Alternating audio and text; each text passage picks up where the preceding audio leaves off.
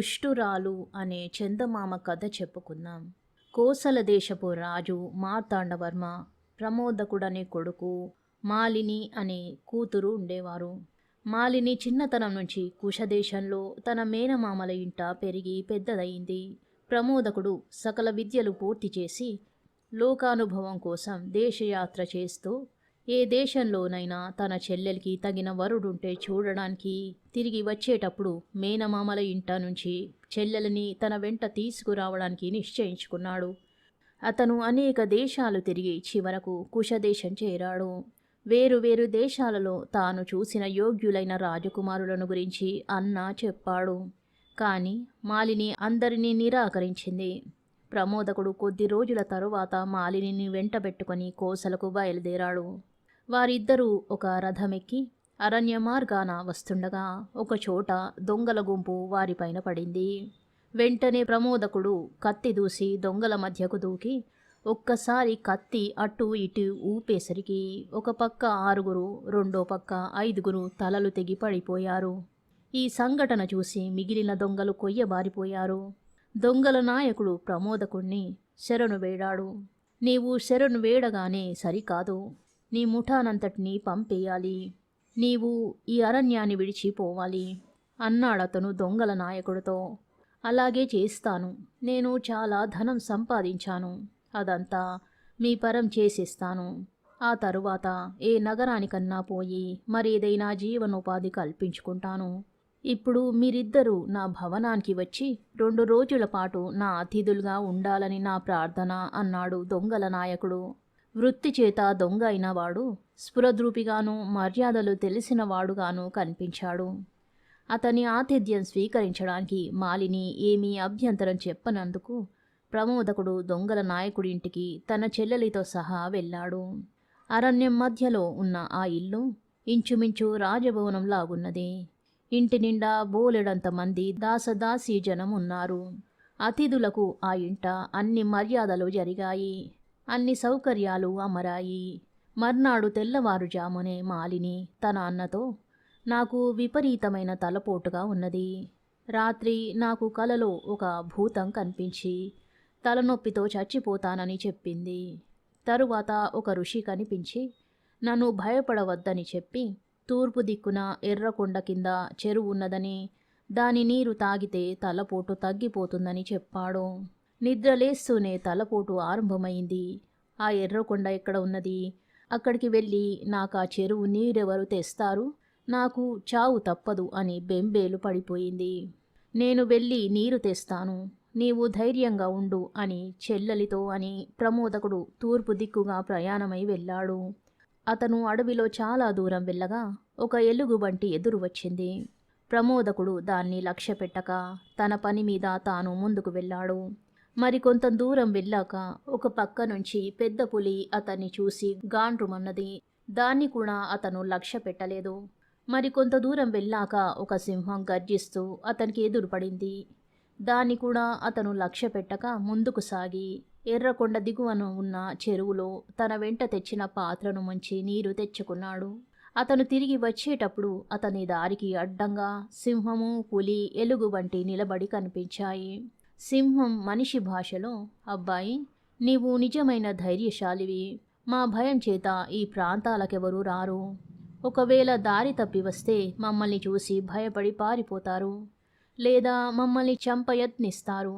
అంతేగాని నీలాగా నిర్భయంగా వెళ్ళిపోయిన వారెవరూ లేరు. ఇటు వచ్చిన వారంతా మా చేత చచ్చారు. నీకెప్పుడైనా ఆపద కలిగితే ఈ కొమ్ము తీసుకుని ఊదు అని చెప్పి తన కాళ్ళ వద్ద ఉన్న కొమ్ము ఒకటి ప్రమోదకుడికి చూపింది. ప్రమోదకుడు దాన్ని తీసుకుని దొంగల నాయకుడి ఇంటికి వచ్చేశాడు. అతను తెచ్చిన నీరు తాగి తన తలనొప్పి పోయిందన్నది మాలిని. ఆమె అతనితో, నీవు వెళ్ళిన దారి చాలా అపాయమైనదట, నీకేమీ ప్రమాదం ఎదురు కాలేదు కదా అని అడిగింది. ఏమీ లేదమ్మా అన్నాడు ప్రమోదకుడు. తరువాత దొంగల నాయకుడు తన అతిథులకు తాను కొల్లగొట్టిన ధనరాశులు చూపించాడు. అతను ఆ వస్తువుల మధ్య నుంచి ఇనుప సంకెళ్ళు తీసి వీటిని చేతులకు ధరించి దీన్ని తెంపగలరని మీ చెల్లెలుగారన్నారు. నేను తెంపలేరన్నాను. ఇద్దరము పందెం వేసుకున్నాం అన్నాడు ప్రమోదకుడితో. మా అన్నయ్య తప్పక తెంపగలడు అన్నది మాలిని. అసాధ్యం, మీరు తెంపలేరని ఒప్పేసుకోండి. పందెంలో నేను గెలుస్తాను అని దొంగల నాయకుడు ప్రమోదకుడికి నవ్వుతూ సలహా ఇచ్చాడు. మాలిని రోషంతో, ఒప్పుకోకు అన్నయ్య, వాటిని తెంపి చూపించు, పందెంలో నేనే గెలవాలి అన్నది.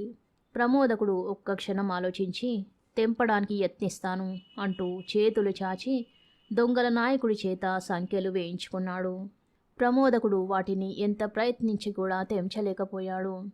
మాలిని విరగబడి నవ్వి, నేను పందెంలో ఓడిపోయాను. పందెం ప్రకారం నేను ఈ దొంగల రాజును పెళ్లాడి తీరాలి. ఈ సంఖ్యలతో నీవు సింహాసనం మీద కూర్చోడానికి తగవు. అందుచేత ఈ కొట్టులోనే పడి ఉండు. ఇక నుంచి నేను రాణిని, నా భర్త రాజు అన్నది. ఈ దొంగ చేత మోసపోయానా, లేక నీవే నన్ను మోసగించావా అని ప్రమోదకుడు తన చెల్లెలిని అడిగాడు. ఇంకా నీ వద్ద దాపరికం దేనికి? ఈ దొంగ నాకు పాత స్నేహితుడే. మేమిద్దరము ప్రేమించుకున్నాం. దొంగ వృత్తి మానమంటే తనకు రాజ్యం ఇప్పించినట్టయితే మానుతానన్నాడు. అతను రాజు కావడానికి అడ్డుగా ఉన్నది నీవే కనుక నిన్ను చంపడానికి తన ముఠాతో వచ్చిపడి ఓడిపోయాడు. అందుచేత నిన్ను మరొక విధంగా చంపేయడానికి తలనొప్పి నటించి ఎర్రకొండకు పంపాను. ఆ ఎత్తు కూడా పారలేదు. నీవు ప్రాణాలతో తిరిగి వచ్చావు. చివరకు ఈ 3వ ఎత్తు పారింది. నిన్ను ఈ కొట్టులో బంధించి ఉంచుతాము. మిగతా పని ఆకలి దప్పులే తీర్చుతాయి అని తన అన్నతో ఆ దుష్టురాలు నిజం చెప్పేసింది. తరువాత మాలిని దొంగ కొట్టు బయటకు వెళ్ళి తలుపులు తాళం పెట్టేశారు. ఇప్పుడు ప్రమోదకుడికి కొమ్ము ఉపయోగపడింది. దాన్ని అతను నోటి దగ్గర పెట్టుకొని ఊదాడు. అంతలోనే అతనున్న కొట్టు తలుపులు పెలపెల విరిగి పడ్డాయి. సింహము, పెద్ద పులి, ఎలుగుబంటి లోపలికి వచ్చాయి. ఎలుగుబంటి అతని చేతి సంఖ్యలను ఒక్క గుంజుతో తెంపేసింది. ఈ లోపుగా సింహము, పెద్ద పులి దొంగల నాయకుడి ఇల్లంతా గాలించి దాక్కున్న వాళ్ళను, పారిపోయే వాళ్ళను కూడా చంపేశాయి. మాలిని, ఆమె ప్రియుడైన దొంగ కూడా వాటి వాతపడి చచ్చారు. ప్రమోదకుణ్ణి బంధ విముక్తిని చేసిన ఎలుగుబంటి అతను చూస్తుండగానే మాయమై దాని స్థానంలో ఒక అద్భుత సౌందర్యవతి అయిన అమ్మాయి నిలబడింది. ఎవరు నీవు?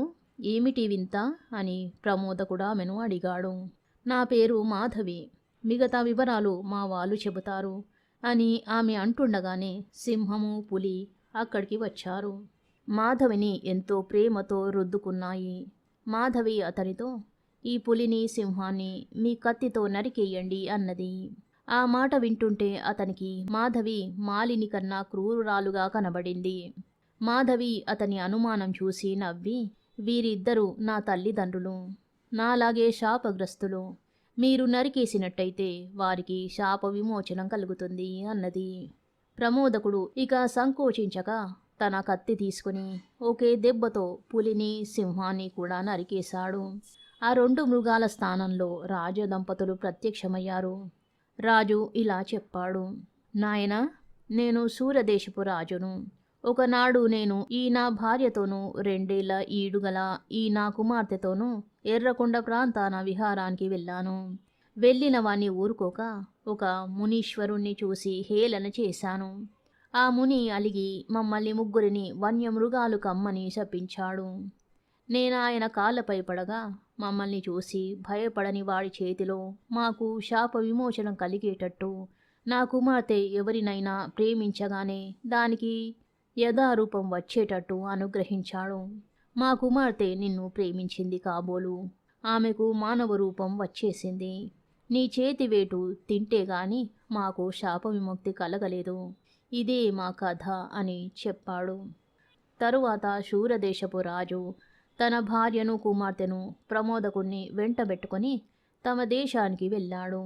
అప్పటిదాకా రాజ్యం చూస్తున్న మంత్రులు తమ రాజు రాకకు పరమానందం చెందారు. ప్రమోదకుడు తనను ప్రేమించిన మాధవినే పెళ్లాడి కాలక్రమాన కోసల దేశంతో పాటు శూరదేశాన్ని కూడా తానే పాలించాడు. కథ సమాప్త. శుభం.